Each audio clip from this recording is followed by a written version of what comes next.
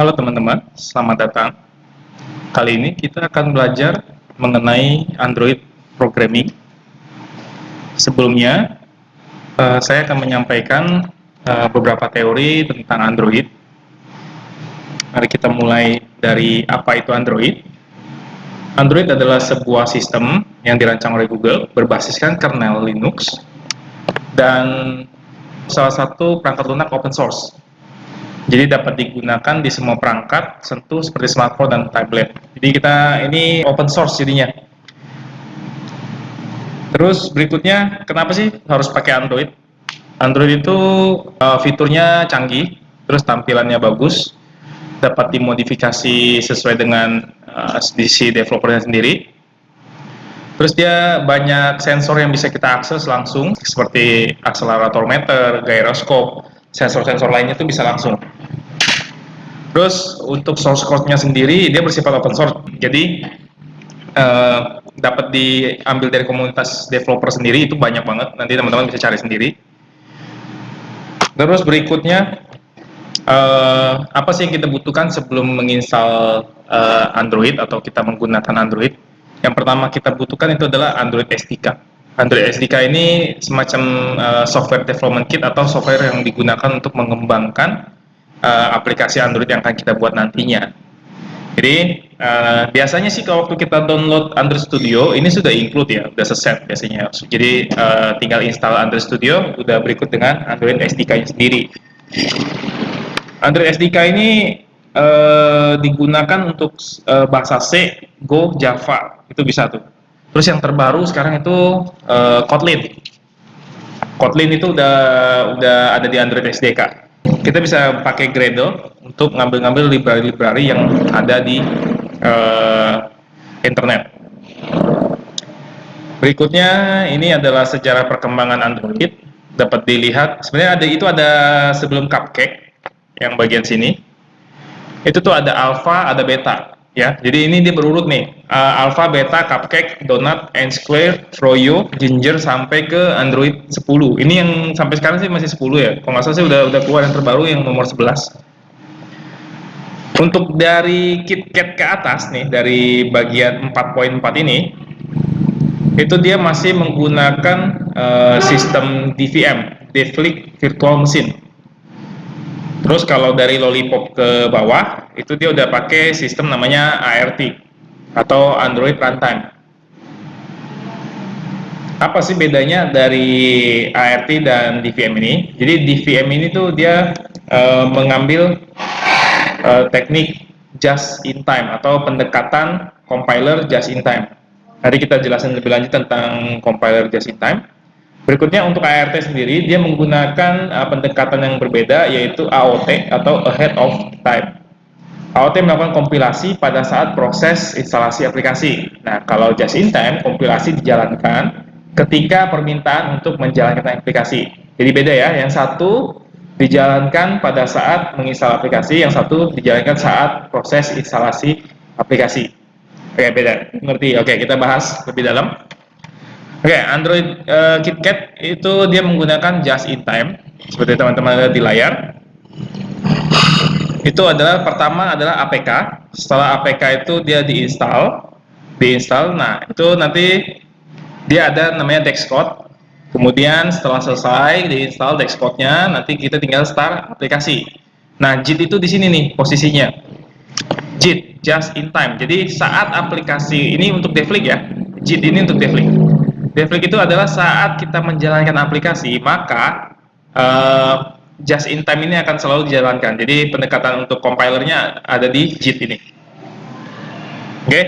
Terus kelemahan dari JIT ini adalah kompilasinya jadi berat biasanya, jadi suka overhead atau biasanya runtime error tuh, atau baterai lebih cepat habis karena setiap kali kita mau menjalankan aplikasi dari si runtime-nya sendiri itu bukan runtime, dari compilernya sendiri, setiap kali kita klik si aplikasinya itu bakal melakukan compile.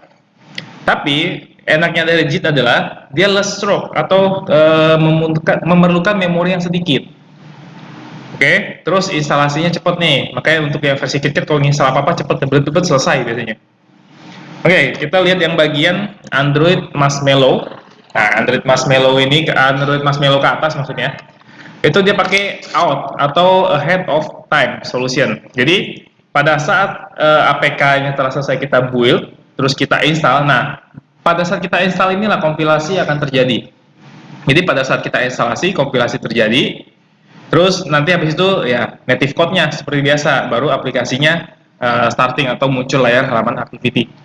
Nah, di sini AOT, kelemahan dari AOT sendiri adalah waktu penginstalannya itu jauh lebih lambat jadinya. Terus untuk memori ya jadi lebih banyak karena dia setiap diinstal dulu langsung.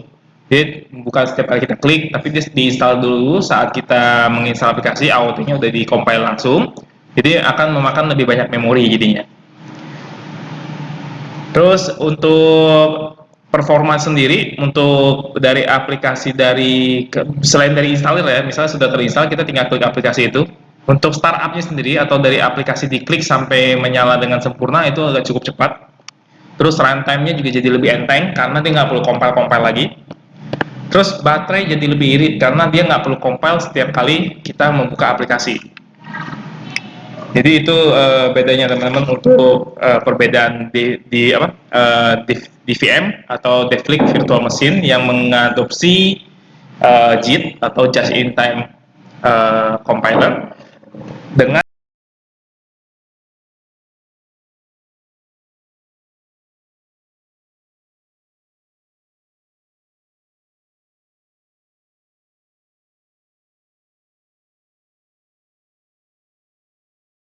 ART yang mengadopsi ahead of the time out. Oke, jadi compilernya beda-beda ya. Jadi untuk Marshmallow ke bawah nih, jadi kalau kalian nemu ada handphone yang masih pakai KitKat, berarti untuk jenis compilernya mereka masih menggunakan Devlink mesin. Dan kalau sudah Marshmallow ke atas, rata-rata sih sekarang sih rata-rata udah Marshmallow ya. Jadi makanya kalau kita install, kapasitas memori kan rata-rata untuk handphone sekarang gede nih, jadi nggak butuh terlalu banyak memori. Terus next, nah ini adalah tampilan dari Android Studio sendiri. Jadi kalau kita mau buat codingan atau buat aplikasi Android, kita butuh namanya Android Studio. Ya, teman-teman bisa langsung kunjungi Android Studio-nya untuk mendownload, install seperti biasa aja pada untuk sistemnya. Setelah selesai, nanti teman-teman akan dapatkan tampilan seperti yang di depan ini nih. Terus untuk persyaratan sistemnya nggak berat-berat amat sih, biasanya untuk pengguna Windows, biasanya cukup Windows 7 atau 10 tapi yang 64 bit. Terus minimum RAM-nya itu minimum 4 GB kalau nggak pakai emulator. Kalau mau pakai emulator disarankan 8 GB. Terus untuk disk minimal cuma 2 GB lah. Rata-rata laptop sekarang di 320 GB.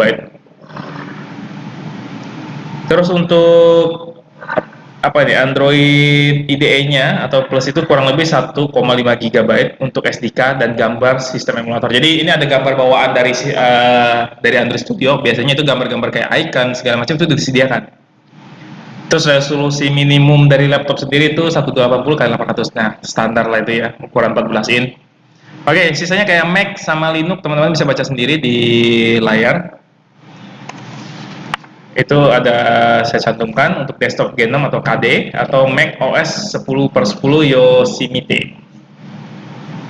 Oke, untuk pengenalan Android sampai di sini. Semoga teman-teman dapat memahami Android lebih lanjut. Kita akan ketemu lagi di materi-materi berikutnya.